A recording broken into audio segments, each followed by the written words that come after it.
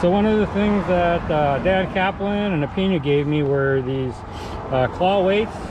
Dan Kaplan was actually our very first lead mule. He took lead from Ton Nguyen down to Corey Thomas, and then Corey Thomas ended up pouring all these triangle claw weights for the club. So we're going to give these away at the tournament. So again, thank you Dan Kaplan for being our first lead mule, and Corey Thomas for pouring us lead weights. So we got a lot of lead weights coming out, and there's going to be quite a few available to be given out for free. So thanks for all the donors of lead and for all the weight pourers. Awesome. South looks like the north now. Yeah, it's all sanded, it's pretty shallow. Well, I guess she wants to fish here, I better fish here. Okay. Well, there's two guys, there's two people up there, one or two.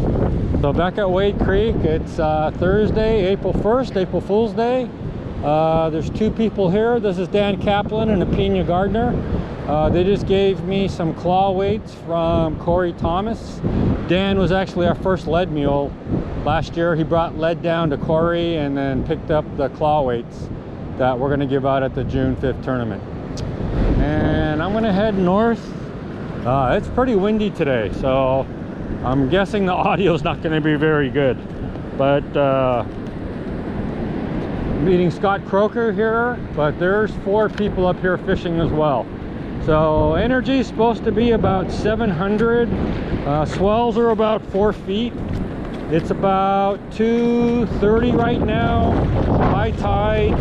It's kind of a low high tide, so I have kind of low expectations today because high tide is about 5 feet. I was looking for 6 or 7 feet tidal height. So we'll see how it goes.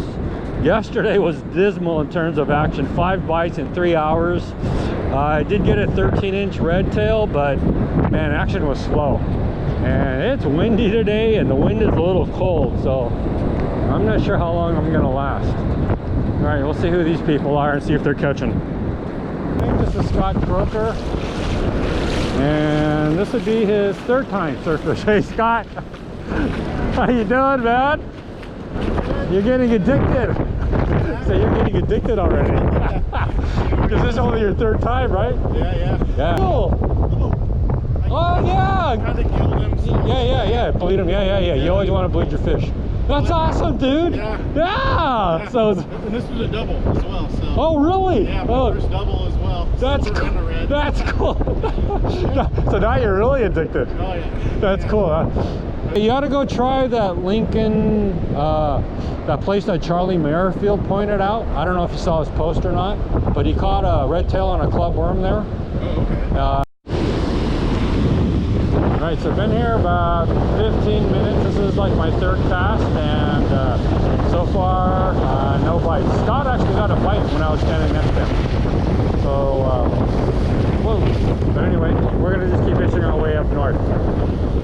And here's Dan Kaplan and Apina. They were fishing the south, but they're coming up here now. So just like yesterday, there's a very strong drift from right to left. Scott's experiencing the same thing. So again, having to recast quite a few times because of the drift. Been here about a half an hour now. I think about 5 or 6 casts. 0 action for me. Different ways of carrying their stuff. This is the reason why I bring a backpack, because I got my rain jacket now to break the wind.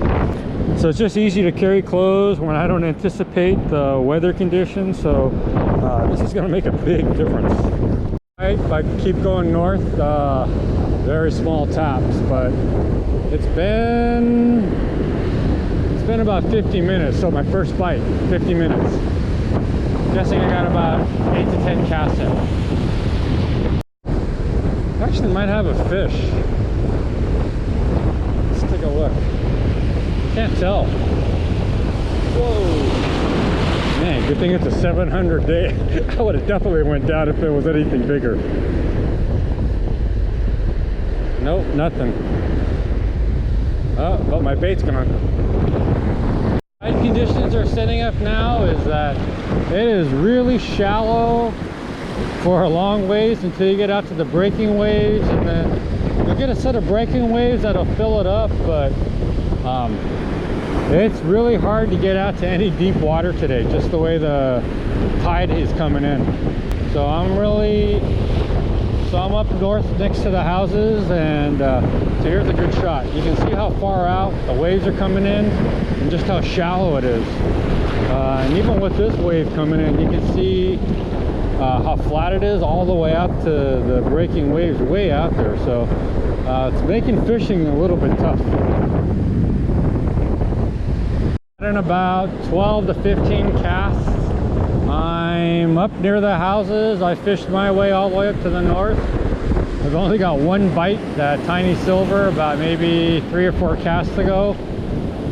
It's still an hour before high tide, but I'm going to start fishing my way back to the parking lot because I don't like dealing with this wind, and I don't feel it today with the conditions the way they look. So I'm just going to come back a different day. But man, the wind is pretty brutal. So that's the one thing that will drive me off the beach is wind. I can deal with rain, I just can't deal with the wind. So we'll see if I get anything on the way back. I'm guessing about 5 more casts. See, there's a big expanse of flat water, really shallow, before the waves even hit. So this is kind of what I mean, but I'm not really feeling it today because it's pretty shallow where I'm casting to. That if I was a beach roamer, I'd actually go fish a different beach because I've had zero action here for an hour and the conditions just don't look all that great to me. So this is where going to different beaches would probably really help. So anyway, just fishing my way back to the parking lot now. So just got a light tap. First fish here, but it's a small one. Felt like little tap, tap, taps. I was just working my way back to the parking lot. And let's see what I got, if anything. It feels so small.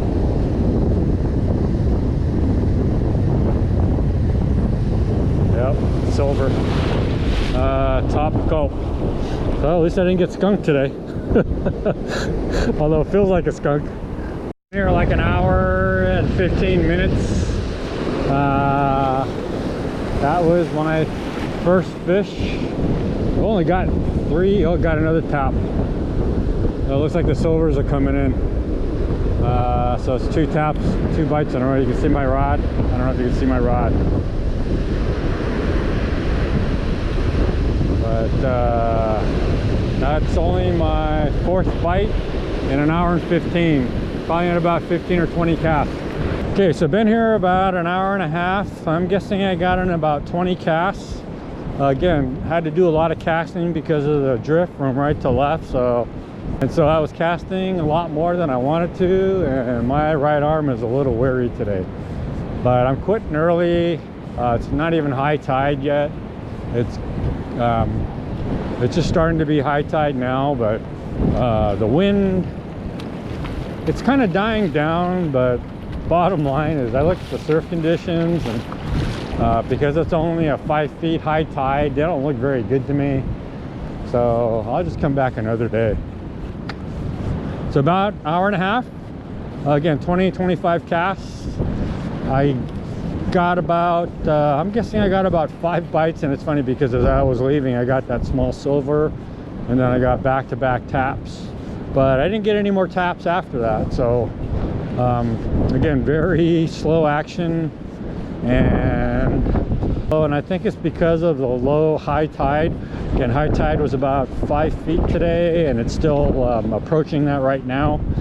But yesterday high tide was only 6 feet, and again, action was pretty slow even though I got that 13 incher. So I'm going to look for a high tide of around 8 feet and then fish the tide at 6 to 7 feet, because that's again when I've been doing my best. So hard to say whether the tidal height theory is working or not, but I'm not getting skunked like I was previously, and I don't know if that's just, you know, fishing changing, or if it has to do with coming at the tidal height that I am. But anyway, I'll keep trying that tide.